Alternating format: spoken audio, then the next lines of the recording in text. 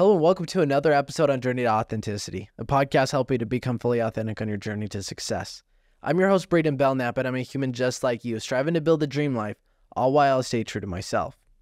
What if you're in a place right now that you're ready to make a pivot for the better, for who you want to become and what you want to achieve? But what if you're struggling with unhealthy relationships? What if you're in a place of depression, trying to mold yourself to be okay being a certain way for other people and not yourself? That's exactly why we have Katie Owen coming on to today, as she personally has left polygamy. She's gone through a journey by herself, finding resources, community, and fully transforming her life to finding true fulfillment today. Welcome to the show, Katie. Thank you. It's Excited to be here.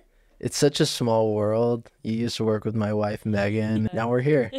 Now we're here.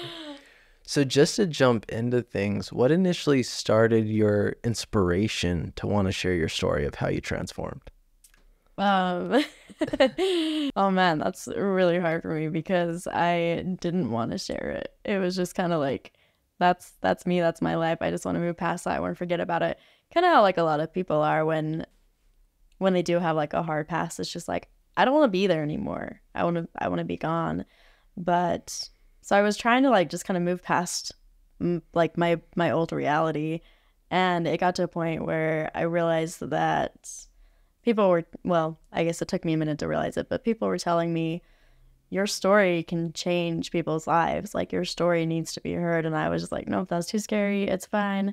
I'll just be like the sit back and just kind of watch everybody else change the world type of person. It was just like, yeah, no, there's a lot of people, people go through their things. It's okay. Like I've been through mine. There's no need for it to be out there. And then I was making just kind of like some commitments to myself where it was like, what do I want to work on? What am I going to do for me for this? So I decided that I was going to do my best and challenge myself to not hide and to be seen and heard. And for me, the last like probably 6 years, every time it's so weird, but every time that I would not speak up and not say what I was thinking or fight for my truth or just kind of would go with the flow and let other people make my decisions, my tonsils would swell up. Like I wouldn't be able to talk. And it was just like, this is so interesting the way that my body is taking the hit, because I like would just keep this pain inside. And so I decided like, you know what, I'm done with this. I'm done letting my body take the hit because I'm not willing to take care of like my emotional needs and that emotional pain. And so a couple of my friends were like really supportive, and they were like, yeah, like we're going to be here when you want to be seen and heard. And when I got the opportunity to be on the podcast, and it was just like, why not? This sounds like the perfect opportunity. A few days ago, I said I was going to challenge myself, and this showed up. Like they reached out to me, and it just happened. So I just felt, that it couldn't have been more perfect. Like, how could I turn something down like that? So you're like, God, yeah. I know I said I was ready. This is just coming a little fast. It was definitely a test. It was like, oh, you said you're ready? Are you? And then it was just kind of thrown at me. And you know what? I wasn't ready until I did it. And I'm sure you still didn't feel ready for a while. Yeah. Being seen, it takes some time. It's like, oh yeah, oh, that felt good, but now let me go hide again, and then let me be seen again. And 100%. After a couple of times, it's like that weight is now off my shoulders, and you feel free. So how long did it take you to say, now I'm ready to share my... Obviously you weren't ready, right? Yeah. When did you even start to talk about your struggles and things like that to your close friends and family?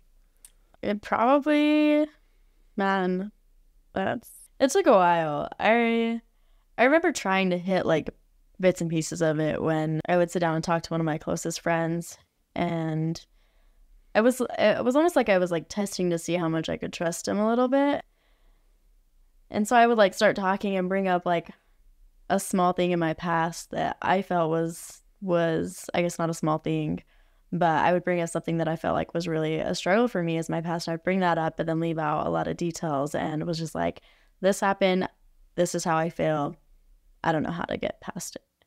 And they were like, okay. And I would sit there and talk to my friend. And pretty soon it just, after so many times of talking and bringing up little things, they were like, wait, there's more? And I'm like, there's a lot more. And then I just kind of broke down one day to, like I said, one of my best friends. And he just kind of like was like, just let me hold you through this, hold the space for you, help you rewrite that.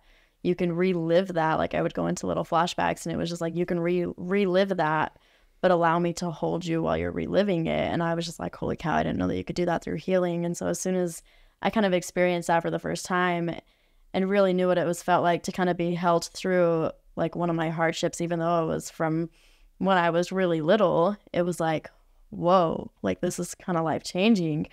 So at that point, it was like, I trust you. I know what it feels like. I kind of just want to dig into everything and move past it, like allow myself to be held, whether it is through somebody else or from myself, allow myself to be held through that.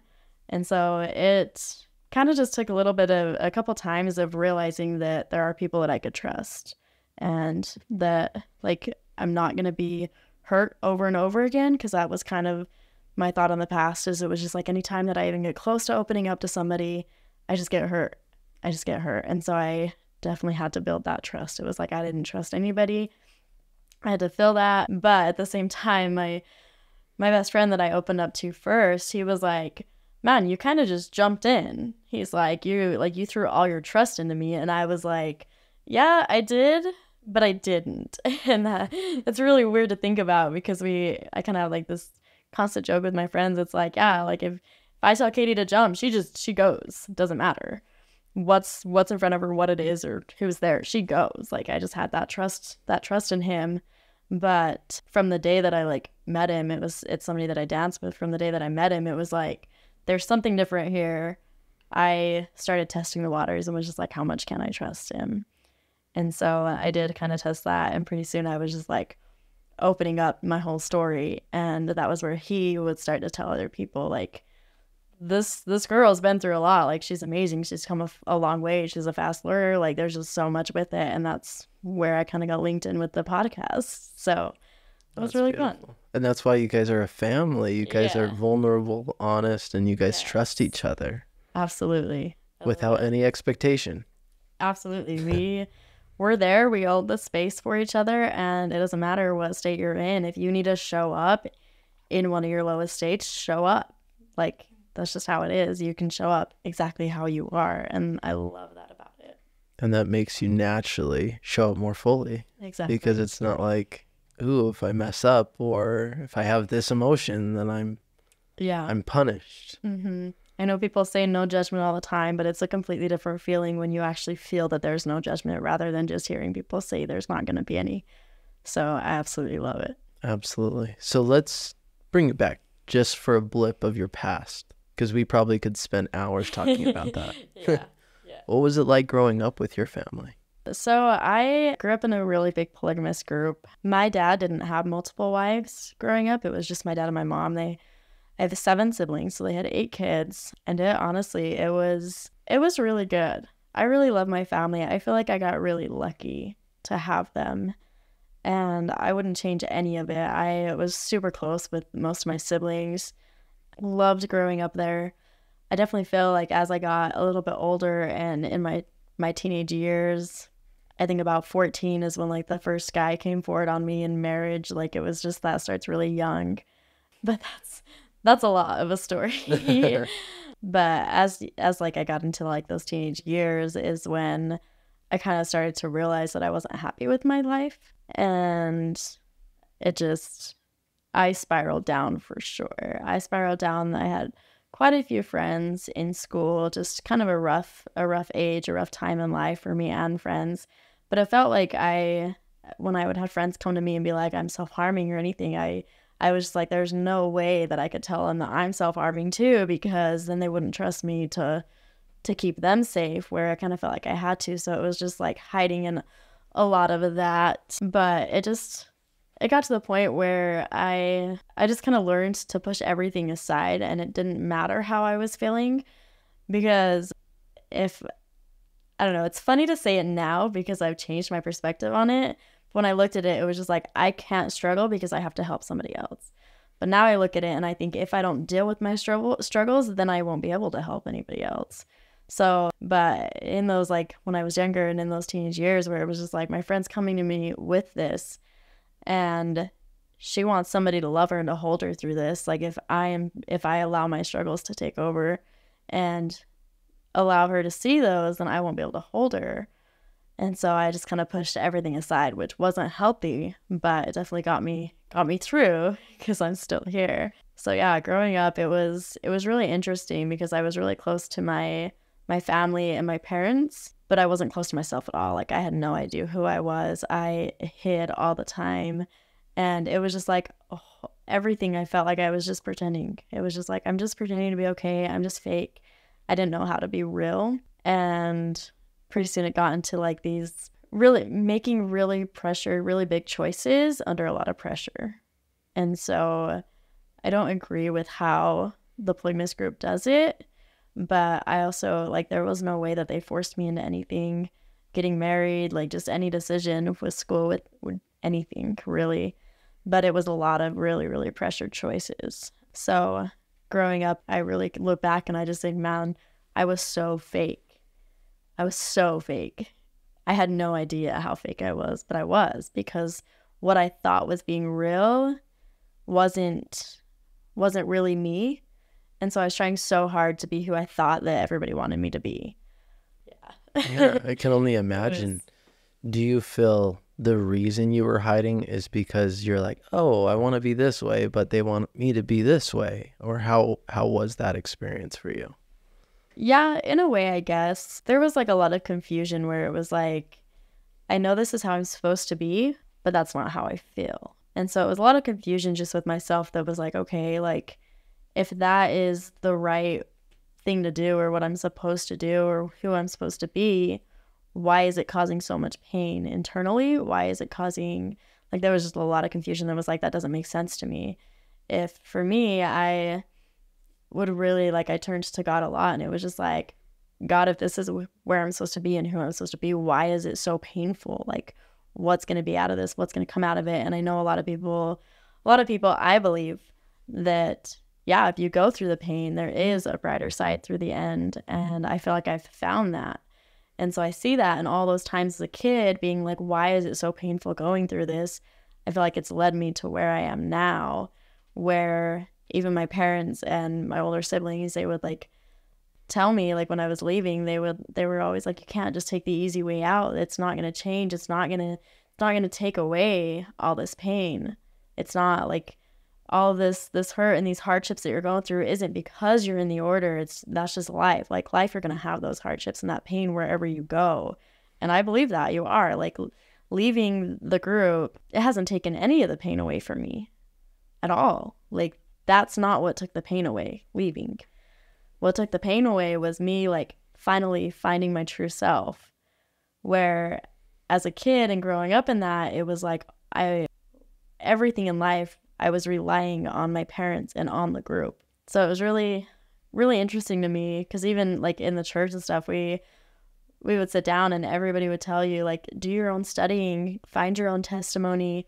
But for majority of your life, I feel like in the group, in the church, everybody there, I would say there's very few people that actually find their own testimony because they've lived off their parents' testimony or their husband's testimony or their whatever for so long, for their whole life, that they don't know how to find their own. And so they'll get up and they'll bear their testimony, and it doesn't, most of them never really felt true to me. It was just like, you're just saying that because that's what you've learned to say in class. That's what you've learned to say.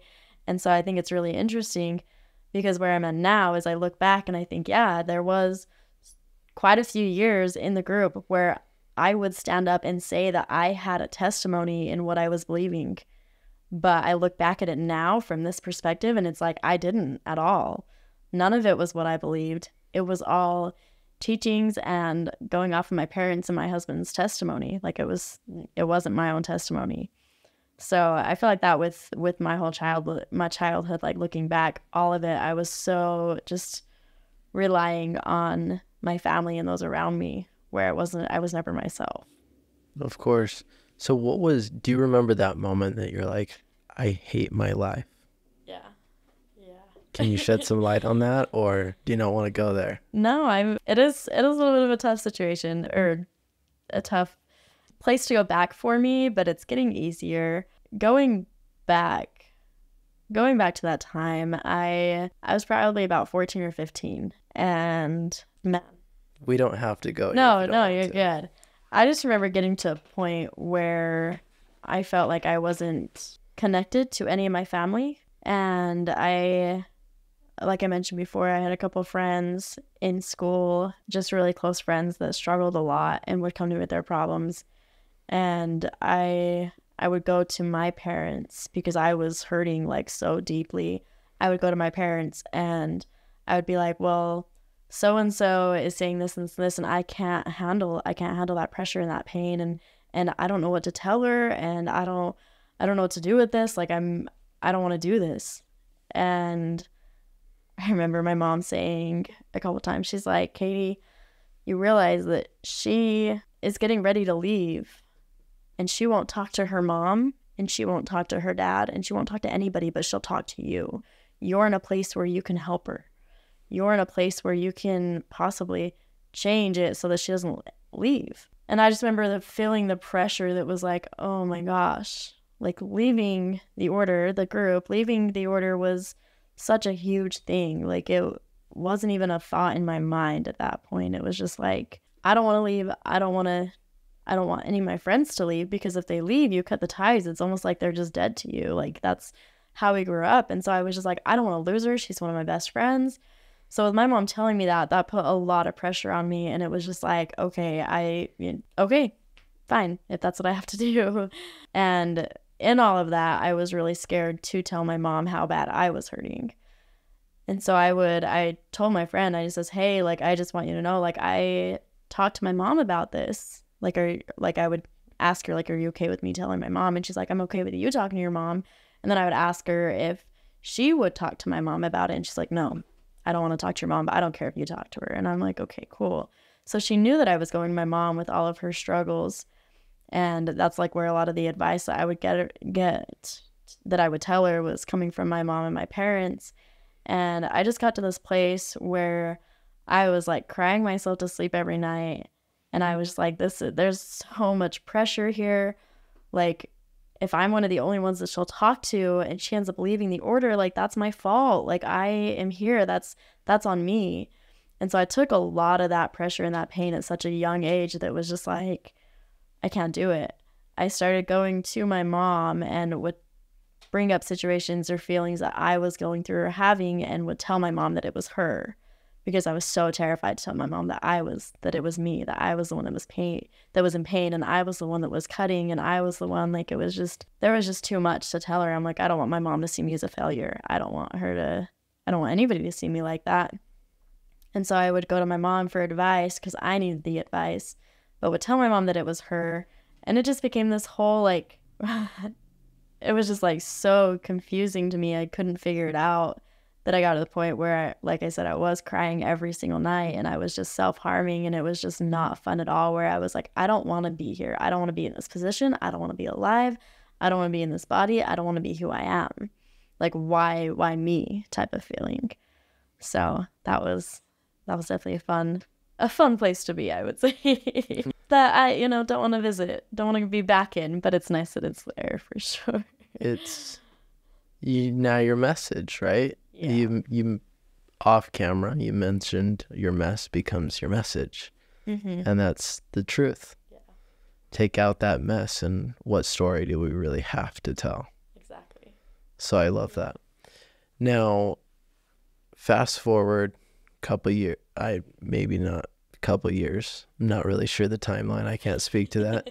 How long did it take from your hardship to getting married? So that was probably 14, 15 when I hit one of my lowest times. I got married at 18. Yeah, so a couple of years. 18.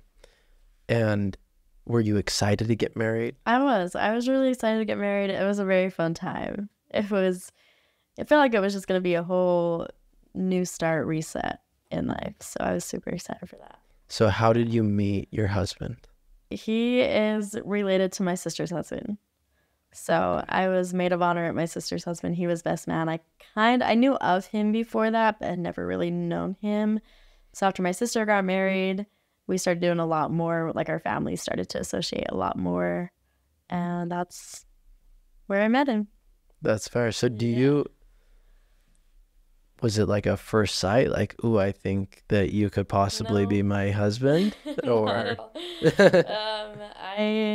he was quite a bit older than me, and I didn't even think about it. He was one of the last guys that like presented themselves as a choice to me. Actually, he was the last guy that presented himself as a choice to me.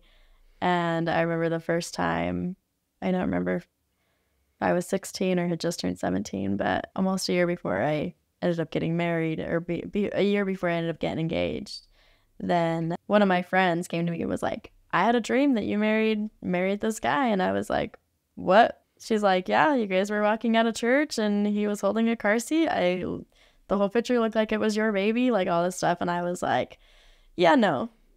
I'm like, no, that's no. So it took a minute before I like actually considered it, but it wasn't like I completely was against it. I hadn't had, like, we call it direction, but I hadn't had my own direction on him and just didn't really see it as an option at first. A lot of it probably was just because of like the dynamic in the family wise with like my sister's husband, my sister, like it was just, it didn't feel like something that was real to me, I guess. Sure. So when a man presents himself to a woman, what does that look like? So it's a very patriarchal group. And so if the guy, we call it direction in marriage or direction from the Lord, we go off of a direction a lot in your work, like in your career, with everything. And so if a guy gets direction on a girl, he'll usually go to his dad. And if there's more in like the patriarchal line, they'll go up that line and just kind of like tell him their direction, tell him what it is. If they feel like it's right to move on, they'll go to the girl's dad. And so for me, like my ex-husband, he went to his dad and then ended up going to the patriarchal over him. And he talked to my dad, and my dad told me about it. I was like, cool. And then my dad asked if I wanted to talk to him, and I said, yeah, I'll talk to him. And so he then reached out to me, and we like set up a time, went to a park. He told me his direction. I said, thanks. Don't know who I'm going to marry yet. I'll let you know. So that's usually how it went, is a lot of the guys will come and just be like, I've talked to your dad said I could reach out to you. I've had this direction. This is how I feel. I want to present myself as a choice. They'll think sometimes it's, I mean, I had one that was 12 minutes. I had one that was 2 hours. It was just always different. Sure. So it was just like going on just like a small date. For me, I didn't really like the idea of it feeling as like a date. So there were some people that were like, do you want to go get dinner? And I'm like, no, let's just go get ice cream and go to a park. Like, it's just something small. Like, I didn't really, yeah. For me personally, I went through a small phase where I didn't want to get married. And I would tell my mom, I was just like, yeah, I don't really want to get married right now. And my mom's like, okay. I think I was 16, 17. She was like, okay, cool. And then I wanted to know like who the guys that came forward on me. And my dad was like, I don't feel like you're ready. And I was like, okay. And then when I was 16, I kept asking him, I was like, can I know? And he's like, I don't feel like it's the right time. I don't feel like it's the right time. And then just before I turned 17, my dad came to me and he's like, do you want to know who your choices are? And I was like, no. And he was like shocked, because just a couple months before that, I was like constantly asking my dad who my choices were. So when I said no, my dad was like, okay. And then he just kind of left it. And about a week later, he came back and he's like, do you want to know who your choices are? And I was like, no. And he was like, okay, weird. And then just after I turned 17, he came to me, and instead of asking me, he was like, I think it's time for you to know who your choices are. And I'm like, okay. So we like sat down, read off this short list of people, and I was like, cool, thanks. And he's like, you don't seem too excited. And I'm like, okay. I'm not. And so after that happened, it was just kind of like, cool. Now I know what guys want to marry me. Sounds good. Yeah, so that was kind of like my experience of it. It was just kind of like, at 16, I really wanted to get married, and I was like really in that. And then I'm not even sure like what hit to be like what hit exactly that was just kind of switched that. Just kind of going through a couple months and just living my life. It was kind of like, you know what? I'm still too young. I don't know what I'm doing with my life. I don't know where I'm at.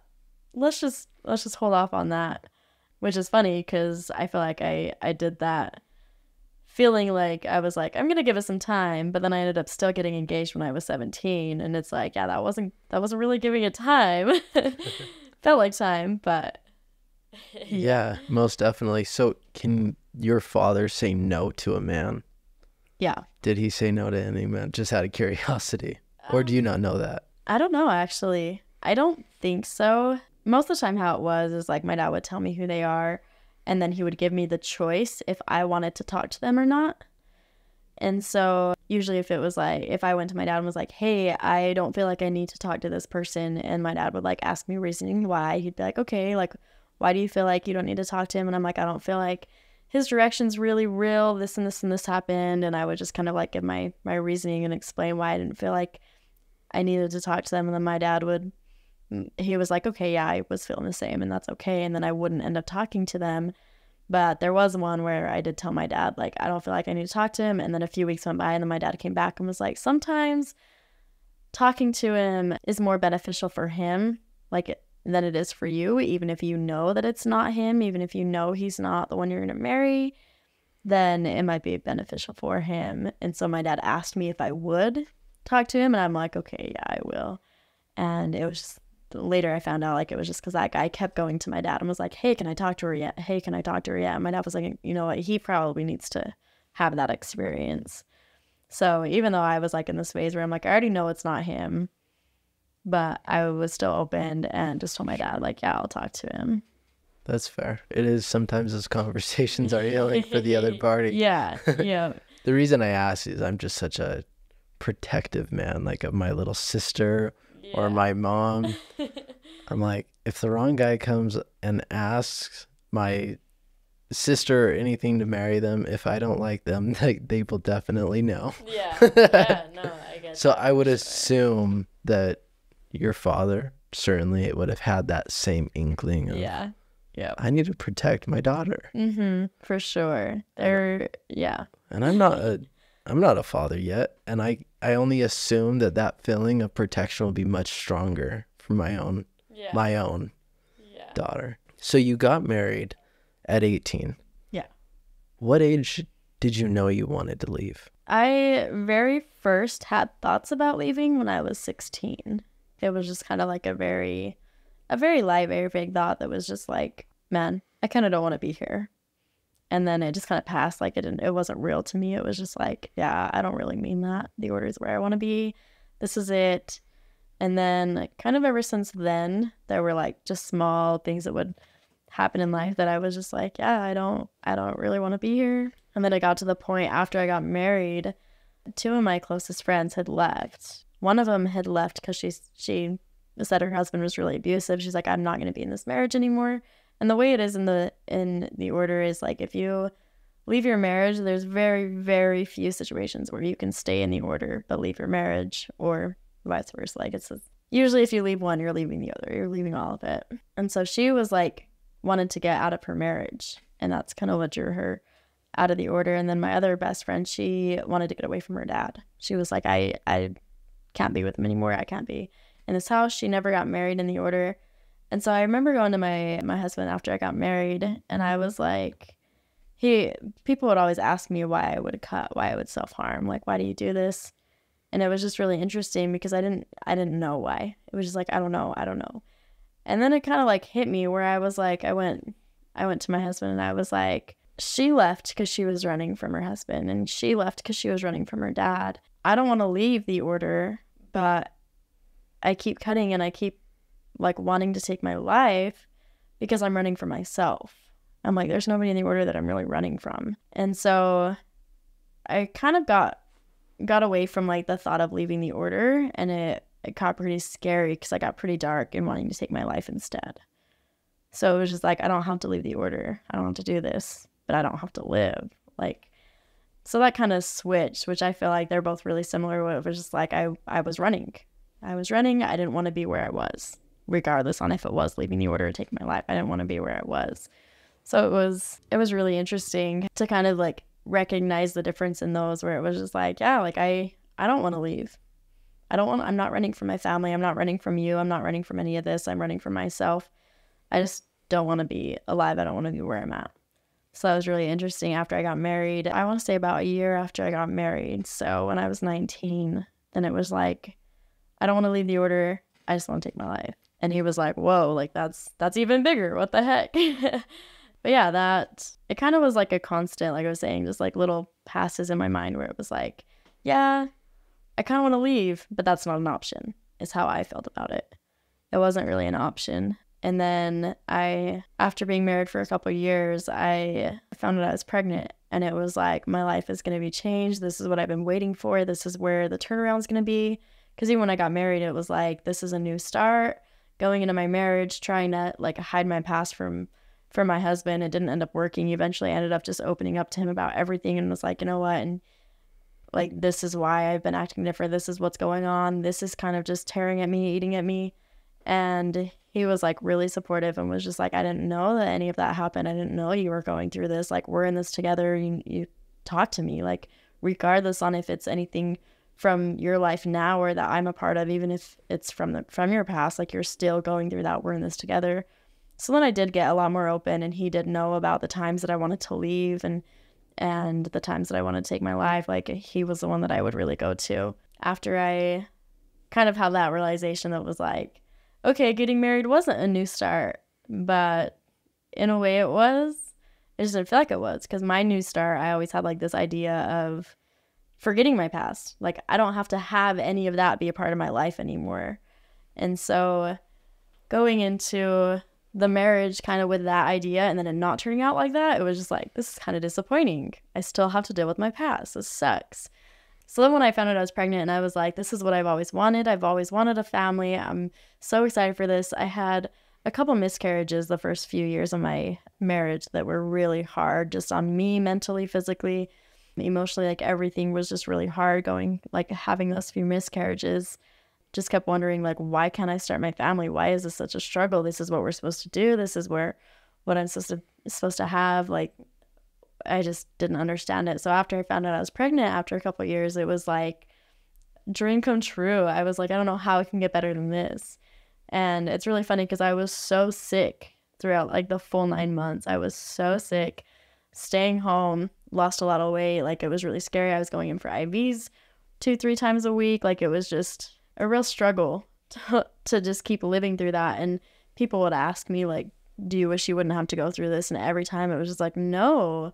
Why would I wish that I didn't have to go through this? I've been praying for this family. I've been praying for this baby. Like, everything about this is perfect. There's nothing that I want to do or be than in this moment. I don't care if I'm throwing up every day, every night. I don't care how it is. Like, this is what I wanted. And I was so set on that. After having her, I hit a little bit of like a postpartum depression, and it was just like, I need to get through this. And I feel like I worked through it pretty well with my husband, with even my father-in-law. Like, I would talk to them a lot about the stuff that was going on in my life. And then it just kind of like hit really hard watching my husband go through a lot of stuff. When I had my baby, he was going through a really hard time. And just kind of like the whole dynamic that we were in with me and his first wife, and everything just kind of hit really hard. And it was just like, this is not the life that I want to be in. And I still didn't see leaving the order as an option, because now I had this little girl, and I was like, how can I do that to her? How can I leave her with her parents separated? How can I, like, it just, the thought in my mind was like, how can I do that to her? Like, I would be ruining her life. I can't live with that. So I just kind of got back to that place, even though I had already, like, through my marriage, had opened up to my husband and was like, yeah, we're in it together. We're going to go through this together.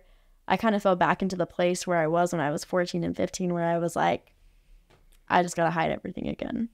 Like, I've made all this progress. If anybody sees that I'm falling again, like, I couldn't stand the thought of having that image. And so it was just like, just hide everything again. So then I got into that point, And when I finally did start to open up to my husband again, it hit really hard. That was it hit really, really hard and so clear that was not where I was supposed to be. And I started doing a lot more like studying. I started doing a lot more like questioning on the ways that we were living in the group and the things. And it was just started a lot of the like pieces were just not fitting. Like I didn't know what to do with it anymore. And so after that point, it was just like, I'm done.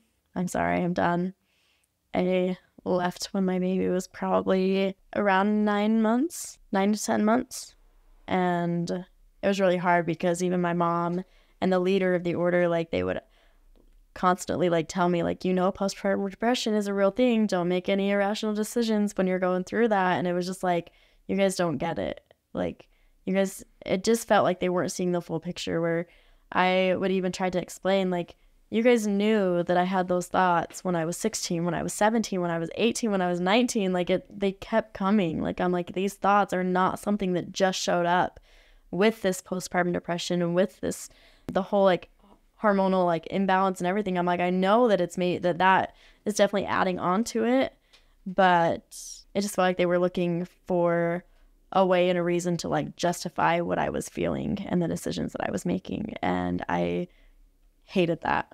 It was like I hated how everything that I was going through was always brought back to health or postpartum depression or just little struggles. It was like that's not the reason. That's not the root of it. And it didn't feel like anybody was really trying to help me get to the root of it. And so I got to the point where I was just like, I'm done. I'm done with all of it. And I walked away. And it was definitely one of the hardest decisions of my life.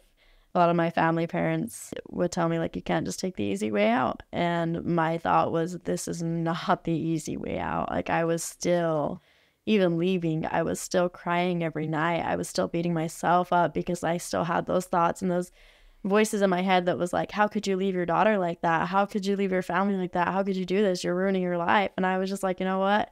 Had to get to a point where I could just push all that aside and really tap into myself. It was just like, I'm going up myself. I'm going to pray to my God and just, like I need to step away from all of it.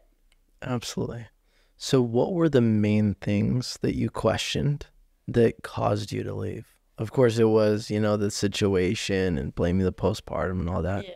What were the main things that you didn't agree with? One thing that I feel like happens a lot is a lot of things are swept under the rug. A lot of things. I feel like if like going through the church and growing up, like they had a private elementary school, and so they like you teach a lot of like their Bible lessons and stuff in their elementary school, and just kind of going through that, there was like, for example, one of the things is like rape doesn't happen in the order. And so you grow up as a little kid hearing that, or like knowing that like rape doesn't happen in the order. Swearing doesn't happen in the order. And then you get a little bit older and you hear about an incident and you're like, whoa, or you hear somebody swear and you're like, what the heck? Swearing doesn't happen in the order. Rape doesn't happen in the order. And so when there is like sexual abuse or rape or just anything like that, then it's really, really hidden. And I feel like they just kind of try to push that aside. And it's just like, well, we can take care of that, but we can't do it in a loud way, or we can't do it, it's just, it had to be very hidden.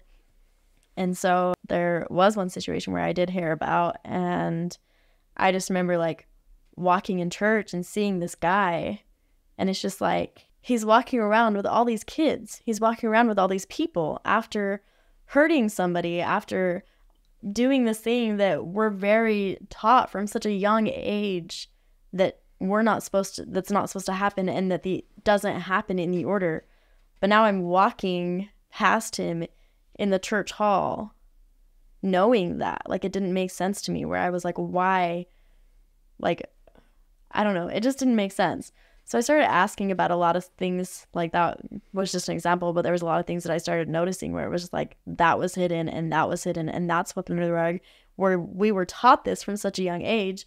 But now that I'm older and I'm married and I'm kind of like getting into like my own life and like out from under my parents' roof, it was just like, whoa, this is a whole new world. This is not what we're taught. This is not what the kids are learning in their Sunday school classes. And it really started to mess with my mind. I was just like, holy cow, okay, hold on. We're taught honesty, but this doesn't feel like honesty. What's going on?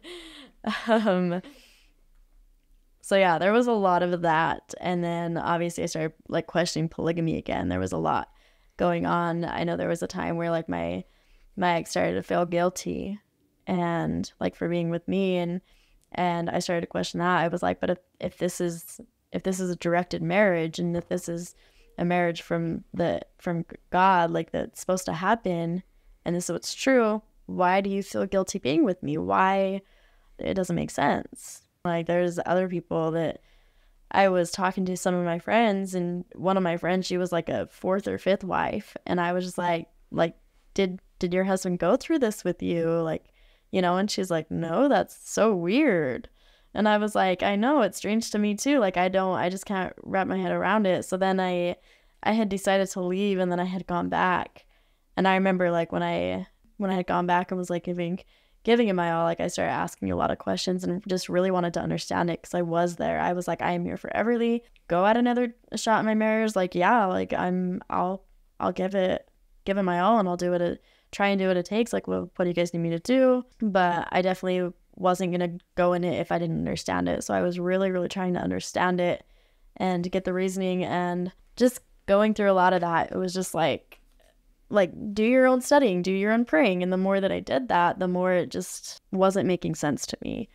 And so I remember asking my husband one night, I was just sitting there, we were doing some studying, and I was studying when he wasn't there, and then would write down questions, and I would talk to him about it, everything that I had questions on.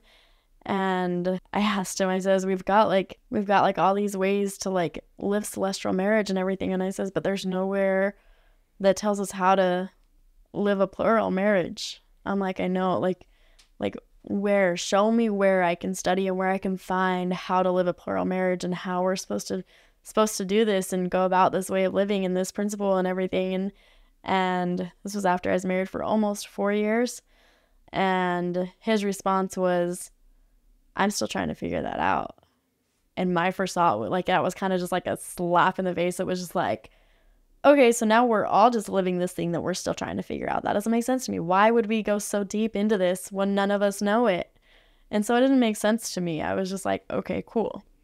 So are we supposed to be living it while we're figuring it out, or are we supposed to figure it out and know before we start living it? I just didn't understand that. So those were just a couple of things that I was just like, whoa, this is not making sense in my mind. So, that's fair. Well, thanks for sharing that. So you left. Yeah. What was life after that initially for you? Oh my gosh. So I left October 2022 and decided to go back, started having second thoughts, like everything. It was just like, what am I doing? Am I messing up my life? Oh my gosh, I'm going to go to hell. Like I can't live with this. And so in November, December-ish, just around the holidays, I decided to go back. And when I went back, I agreed to give away my phone and my car and all my electronics. I had no association with any of my outside friends, with anything of that. I was having like weekly meetings with my husband, with my dad, like just doing my weekly studies. I had different things that I was like adding on at this point, because I had left the first time. We had already like worked out an arrangement with like my daughter. And so when I went back, we kind of just kept that. And I worked with my mom, so I like rode to work every day. And then I turned 21 in that period that I had gone back. And after a couple months, it really hit me that wasn't where I wanted to be. And so when I had gone back and kind of just gave it my all, like I said, I gave away my phone and my car and my electronics, and I had no association. It was just kind of, and in my mind, I was like, okay, I need to get rid of my outside association because they're telling me crap about the order. But I also didn't want the order to place like the ideas and the thoughts in my mind. And so for me going back, it was kind of like I was being really careful on what I was doing in the order to not let that kind of override how I was truly feeling. So I went back, like I said, November, December of 2022, and was there until the last weekend in March. So it was a few months. And the last weekend in March, it was really fun. It was really funny, actually. It wasn't very fun, but it was really funny. There was a couple things that kind of happened, and the last straw that just pushed me out kind of was I was talking to the order counselor or the order therapist, and he's a life coach. He doesn't have his like license or anything, but he's done a lot of schooling for it. He's helped me through a lot of things through like the last few years that I was in. I was like constantly seeing him, and he was helping me through a lot of things. He's done so much good for me, but I remember making a comment to him about just wanting to take my life because I couldn't do it anymore. And I was like, I already left once and that didn't work for me. And I came back and this isn't working for me. So what can I do? Anyways, I was in a really kind of just broken down state, and he had talked me into checking myself into a behavioral health home. So I had checked myself in, and I was there for a week. And I remember on the second day I was sitting there, and obviously like in there, then you don't have access to anything. And so I'm like sitting in here, and it really was a good week to just sit with myself. And I was like, this is probably the best thing that could have happened to me, because I really was trying to get away from the outside of the order, and I was trying to get away from the order and just wanted to sit with myself. So it was really frustrating. There was a lot of stuff that happened in there that I was like, I don't need to be in here. This isn't necessary. But that was just kind of the state that I was in. And so when I was sitting there, it was a really good time for me to just kind of sit with myself. And it was just like, who am I? What do I believe? Where do I want to go? What am I supposed to do? What's my path? So I just kind of like sat there. And when I got out less than a week later, I didn't even tell anybody I was leaving. A couple weeks before that, then I had told my dad, like I had worked it out. Anyways, I ended up getting my car back, but I didn't have my phone. I didn't have anything like that. And so not even a week after I had gotten out of the behavioral health home, I wrote a letter to my parents. I had moved back in with my mom, my parents, and was living in their basement. And I waited one night until everybody went to sleep, everybody in the house, and I wrote a note, and I left it by my mom's door, my mom and dad's door, and I drove away that night. And I drove down to St. George. I was just like, nope, I'm not doing it. I drove away.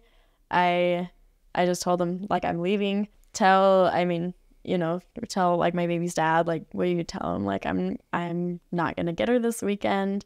I'll talk to him when I get back. I just need the space. And so I drove away, and that was probably one of the best things I could have done. It was really hard. Cried the whole drive there, cried the whole weekend I was down there, didn't know what I was doing with my life, was so lost. I had friends down there, but it was a good thing that just kind of got me out. It was just like, you know what, I tried telling him I was leaving, and then I left, and then I felt bad that I was leaving. Like, it was just, there was so much going on, so I just kind of like left. And like I said, it wasn't easy. It wasn't easy to walk away from everything. It wasn't easy to go. While I was in St. George, I found out that my dad had a tracker on my car. And of course that made me really mad. So it was a Thursday that I drove down there. I drove back on a Monday, and I still didn't have my phone or anything.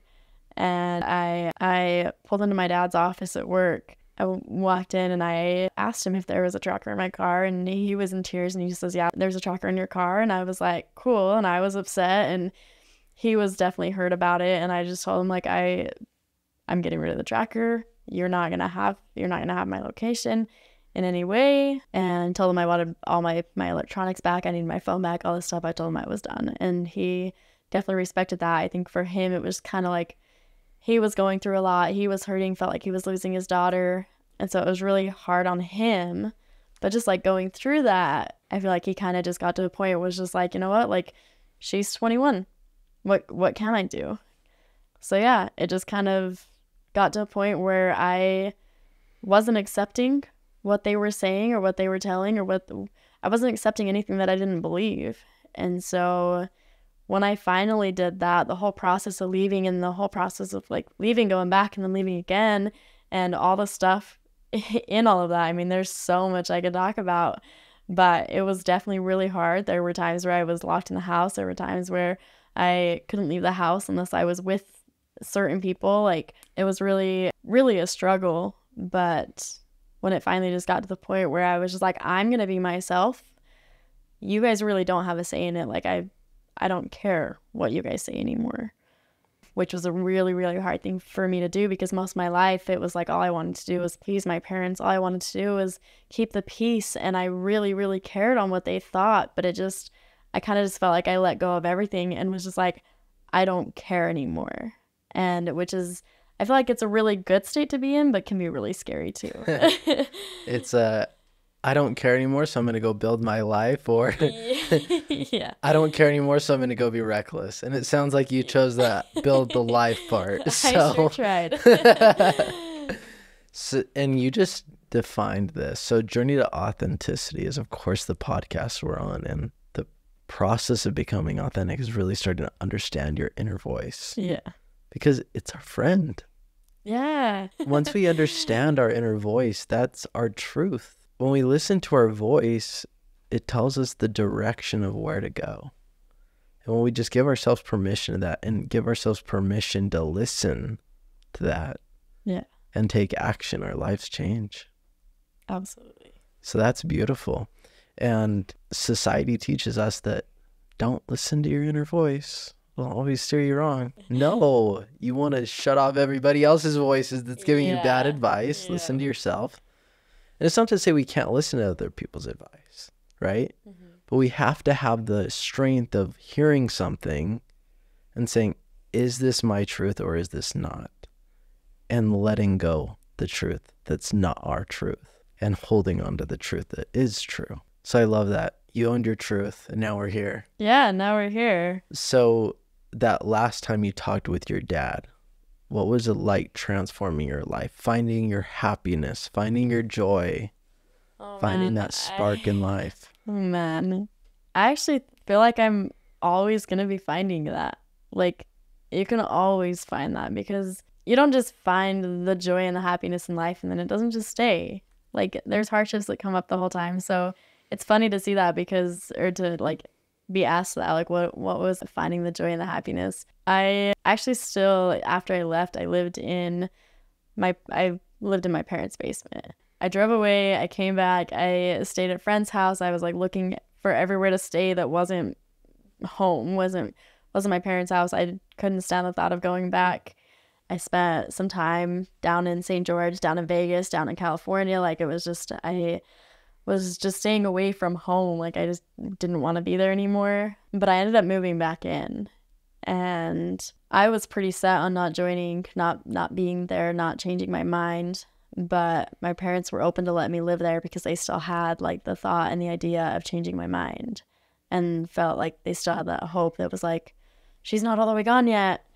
And so I left April, and lived in my parents' basement until December of last year. And so that was probably it was another really big struggle in leaving, because I couldn't really be myself or do what I wanted. And my dad still had like these rules. Like, of course, it's that thing where it's like, you live under my roof, you're going to follow my rules.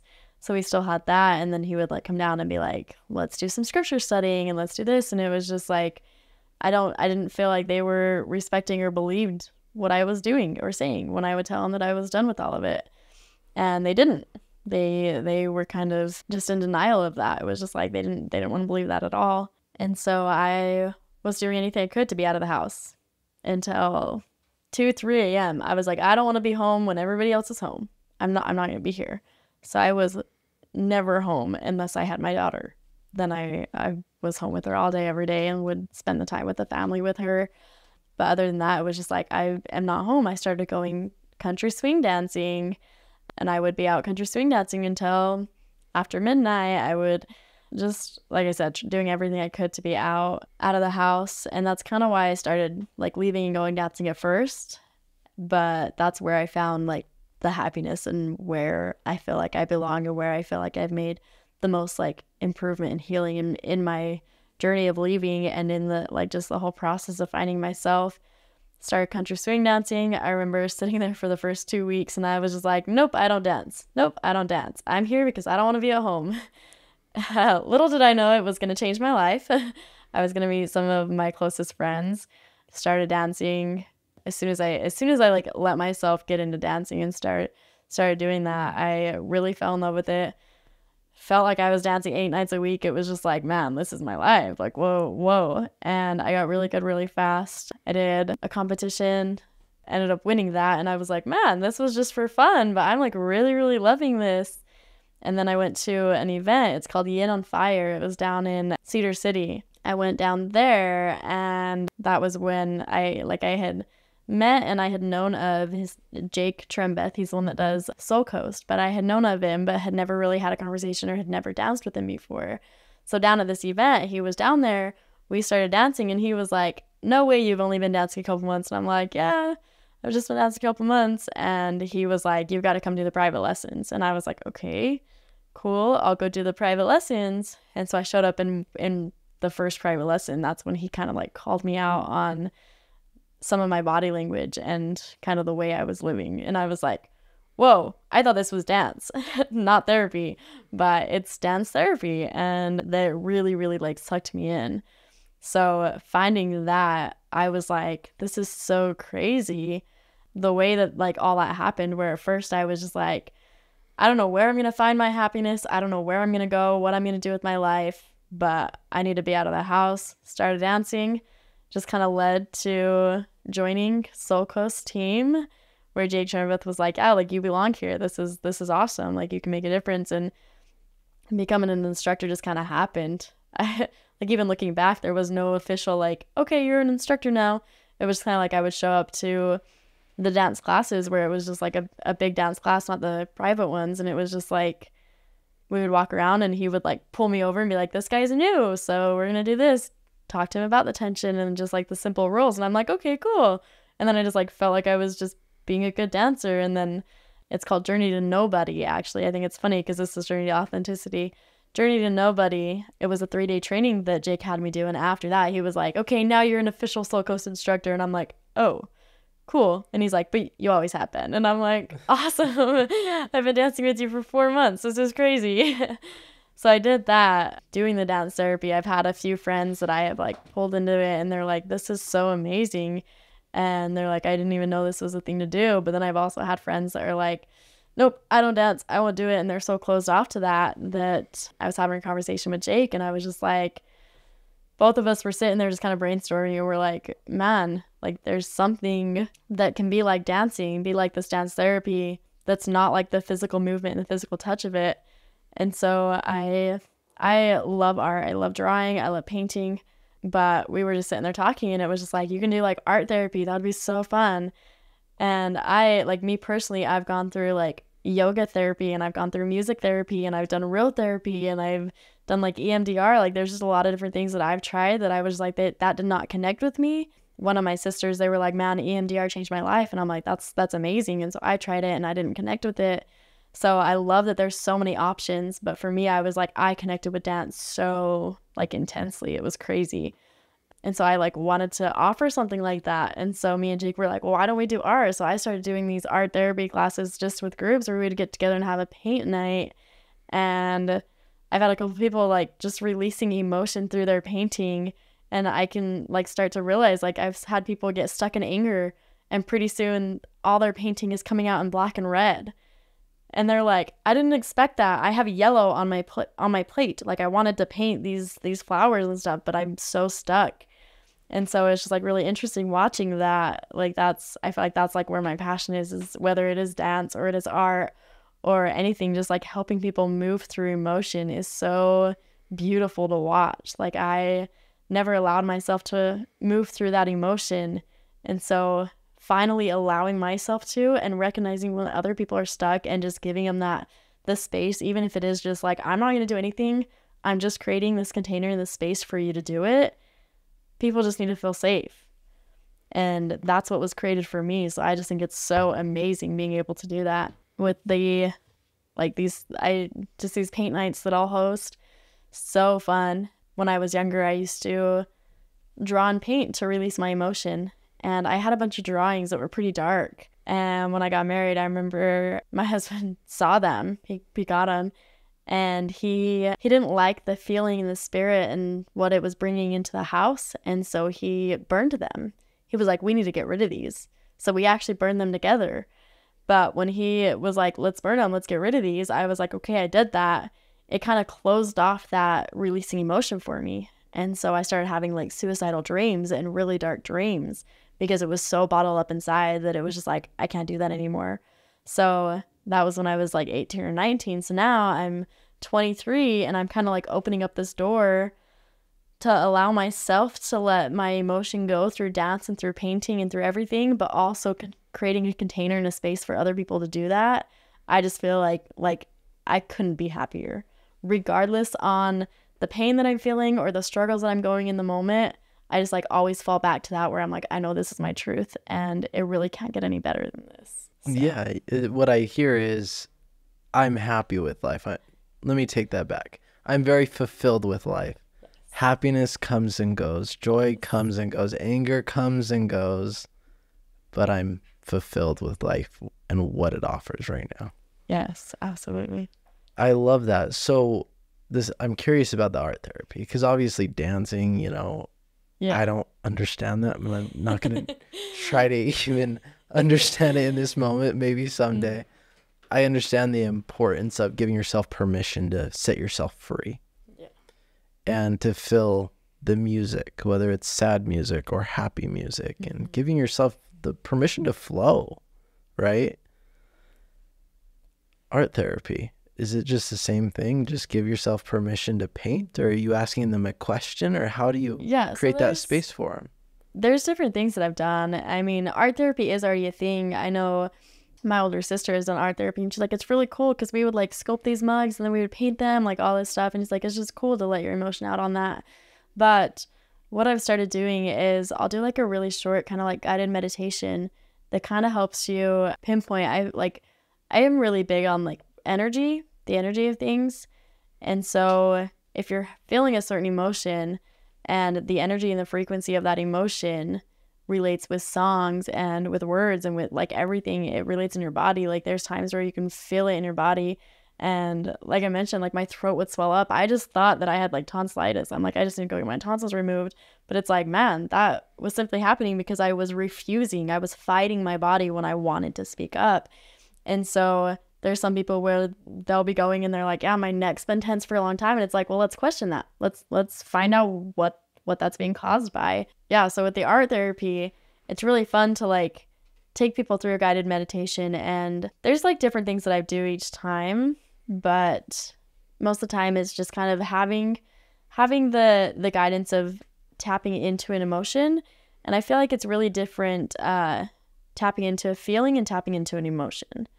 And even just tapping in, like, to recognize the emotion that you're having, and then taking yourself back and actually feeling the feeling from that emotion, if that makes sense.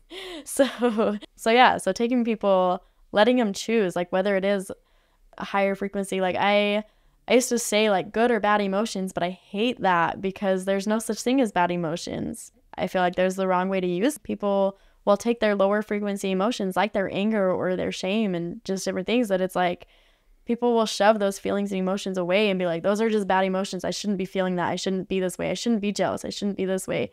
And it's just like the shouldn'ts and the have to's. Like I like get rid of those and get rid of the good and the bad. And so I look at it and it's like you have lower frequency emotions and you have higher frequency emotions. And authenticity is the highest frequency emotion there is. And so I think it's amazing to watch people when they do have like this lower frequency emotion, if they tap into that and they're like, okay, this is the emotion I was feeling in this time, and now I'm going to bring back that feeling, and they can really to their heart feel that out and just bring it back. Then I'll usually I have my paint playlist that my songs are all laid out that start at the lowest frequency and move up. So there's like low frequency songs that you can get stuck in really easy, and it's really scary to get stuck in those. But I have some bridge songs that have the frequency, like anger is a really, really good like moving emotion. So if somebody's stuck in like guilt and shame, it's really, really easy to get really stuck in that and just to live there.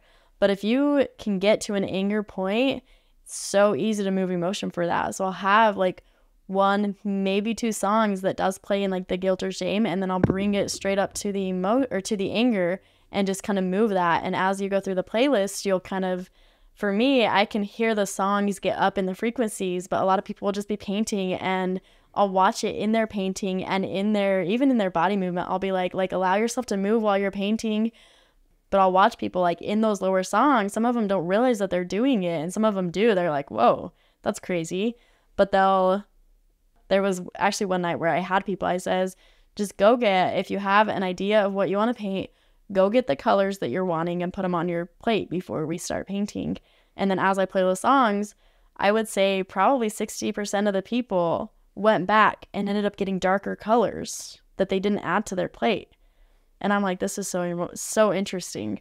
And so I love watching it. I feel like it opens my eyes, and I just start to notice little things. And so they'll go back and they'll get darker colors, and they'll start adding that to their painting. And then as we move through the song, they'll like use the colors that are on their plate, but then they'll go get lighter colors.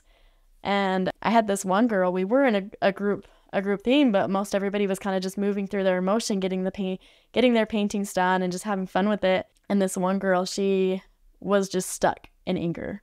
She was stuck in anger, which anger is a really fun like emotion to move, but she just kind of was stuck there. She's like, I just feel so mad, but I'm not letting it out. And so I was like, well, are you allowing yourself to be mad? And she was like, no, because there's no reason for me to be mad. And so she was just kind of in this loop where she was mad at herself now. And it was just like, there is a reason to be mad if you're feeling like you need to be mad. Allow that emotion to be there, because it's just going to build up and it's just going to spiral, and it's just going to stay there. And so she kept painting, and she had like this tree, and in the roots of the tree, she had black and red and dark brown, and she had all these things coming out.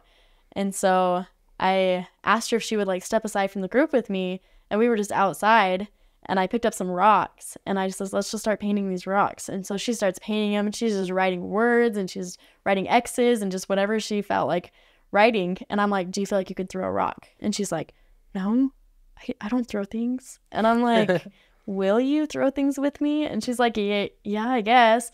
So she kind of throws a rock, and I was like, okay, now I want you to pick a tree, and we're going to see if you can hit it. And so she like threw the rock. And after throwing a couple rocks, she like started to tear up a little bit. And I was like, do you feel like you can scream when you throw this rock? And she looks at me and she's like, I don't know if I can yell. And then I'm like, are you willing to try? And she was like, yeah. And then she like turns around, and I'm just like standing behind her. And then she turns to me just in tears, and she's like, will you scream with me? I'm like, absolutely. I would love to scream with you. So we're both standing out here, and we're just like throwing rocks and screaming. And as soon as she started releasing that and letting out and screaming, I just started picking up rocks and just handing them to her, and she's throwing them and screaming, and she just like ended up on the floor crying, and I'm just like holding her. And then I asked her, I said, do you feel like you're done with your painting? Like after I like let her just kind of release that, I'm like, do you feel like you're done with your painting? And she's like, no, I want to keep painting. And I'm like, okay. So I just kind of left her and was like, allowed her to take that space. And when she got done with her painting, I like walked over, and there was a little bit of white in the bottom of her roots. So the bottom of the roots were a little bit of white, and then it went into like a black and a red root, and then the tree came up on the top of the ground, and she had yellow flowers coming off of it, and it was just like one of the most beautiful things that I've seen. And I just think like that was one of the most awesome experiences for me. Just like I felt that so deeply, where it was like, you really are like being born, this little baby is born so perfect, and you go through crap. You go through hard times, and it's really sad to think that some people feel like they're never going to get out of that. Like I've been there, where it's like it's never going to end. And so just to see that and see the way that it came out in her painting, and how she was like, there's no reason to get mad.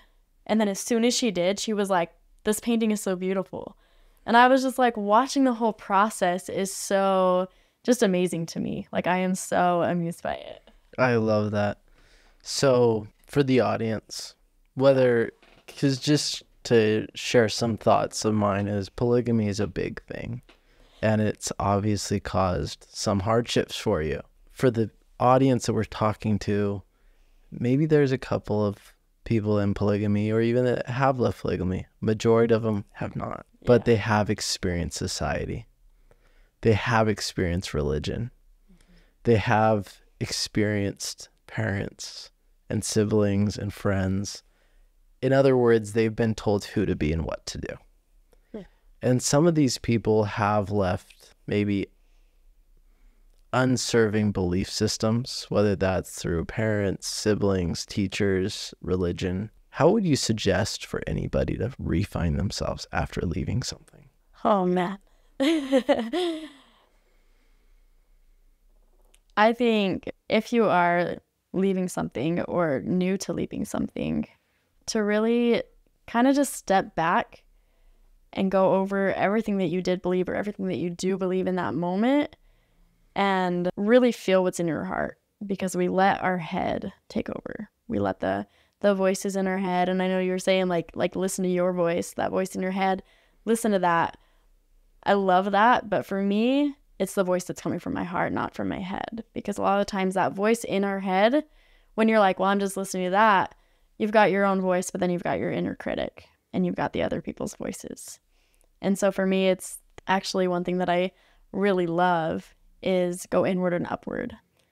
And it's from a book written by, her name's Angel Lynn. Cellular, I believe is what it's called. But she always says go inward and upward. And to me, it's go to my heart and go to God, because that's all that matters. And that is a really, really easy and good way that I've leaned back and fallen back onto when I do start to let my old belief system, because I do, even like it's been over a year, but I do fall back where I'm like, I feel like I'm letting my old reality take over again. And it gets frustrating and it gets hard. But as long as like you find that thing that you can fall back on and that can lean back on, that you know is true to yourself, regardless on what it is, I will let my old reality and my old belief system kind of come in, and I'll fall back into my old patterns. And I just will remind myself, whether I have my vision board, I have my reminders in my phone, I have reminders everywhere that is go inward and upward. And I'm Christian, I believe in God. And so when I can go tap to my heart and tap to God, it always brings me back to what I believe.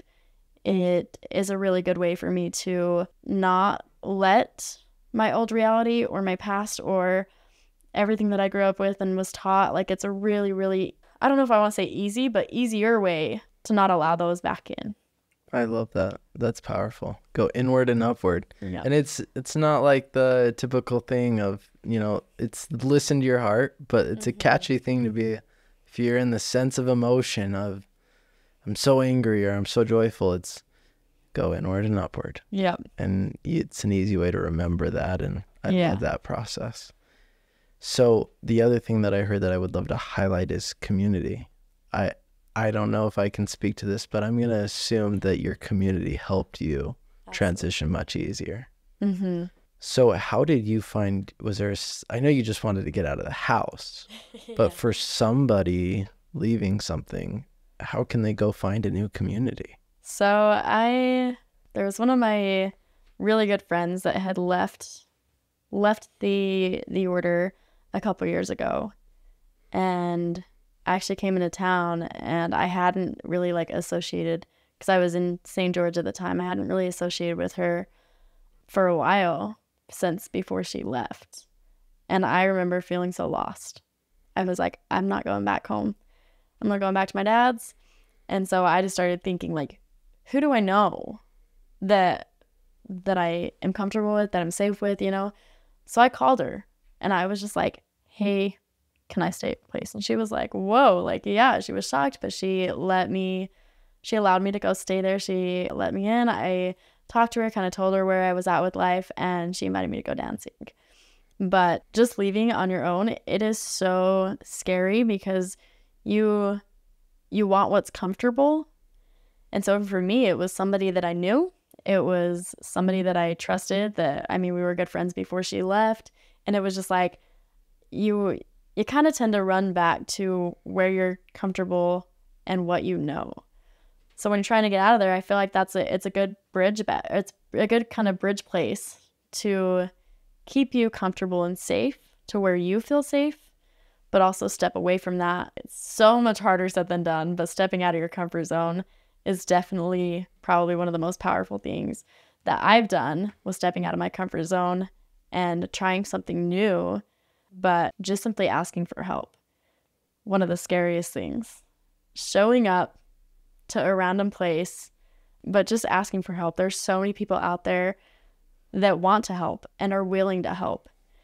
And I just remember showing up and it was just like, I don't have anything. I don't know you guys. I don't know what this is. I just want to be at a house. But I showed up and decided to open up a little bit about my story. And pretty soon I had people coming at me with resources. It was like, this will help, and this will help, and this will help.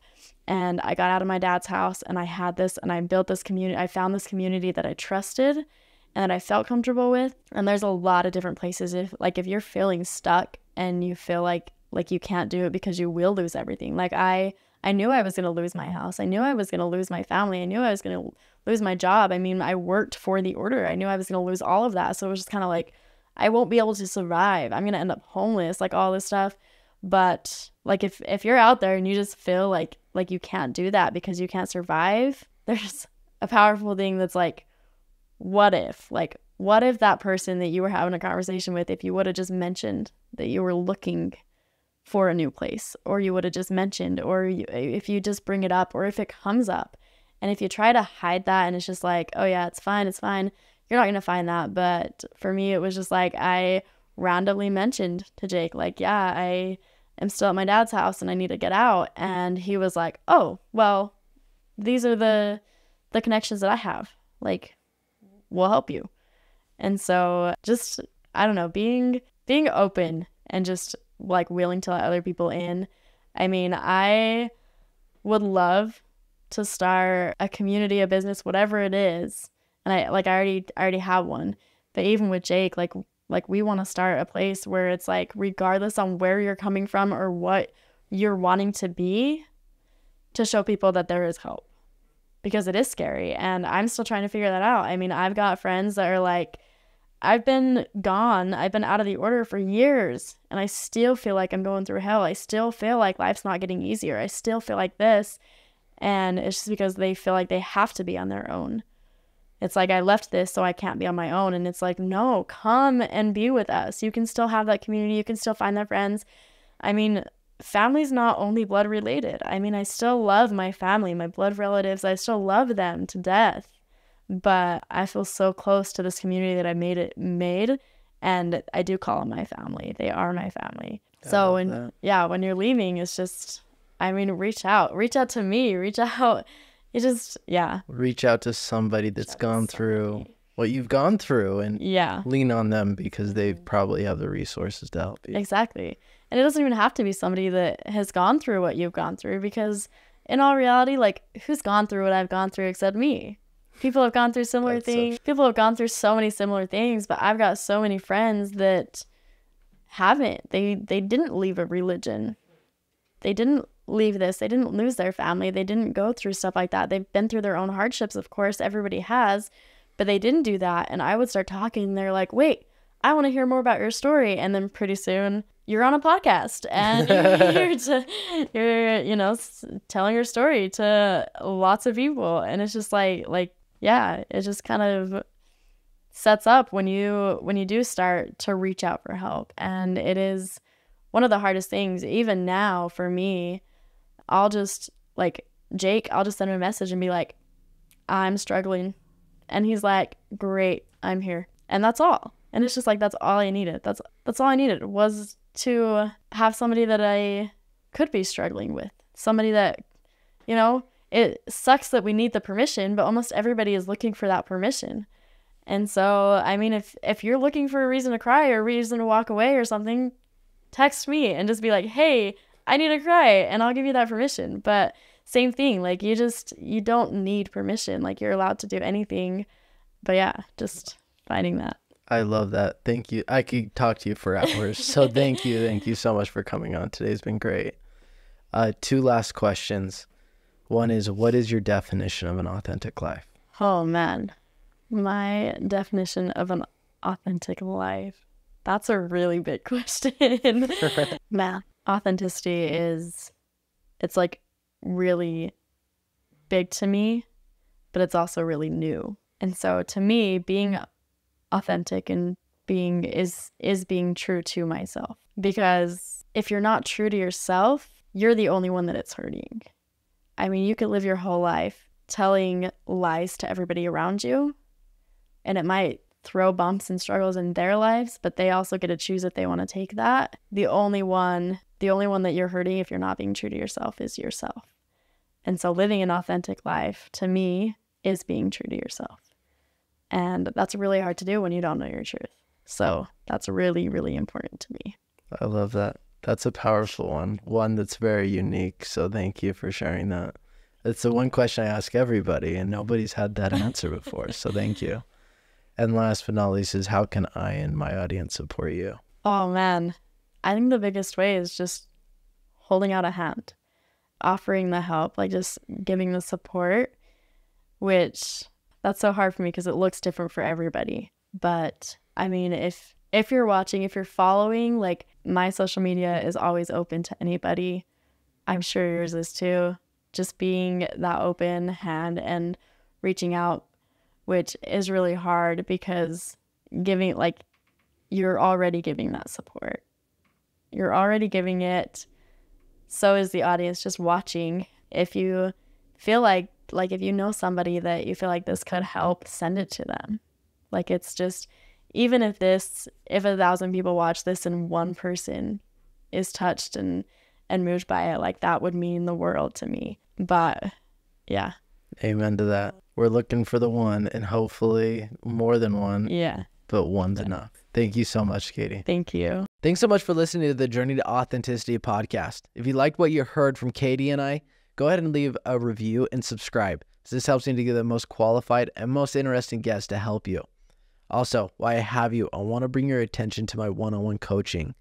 If you're in a place where you're ready to truly transform your life, whether that's yourself, your life, your relationships, or your business, I'm happy to help. Either go to the link below or go to BradenBelknap.com, and I'll look forward to helping you.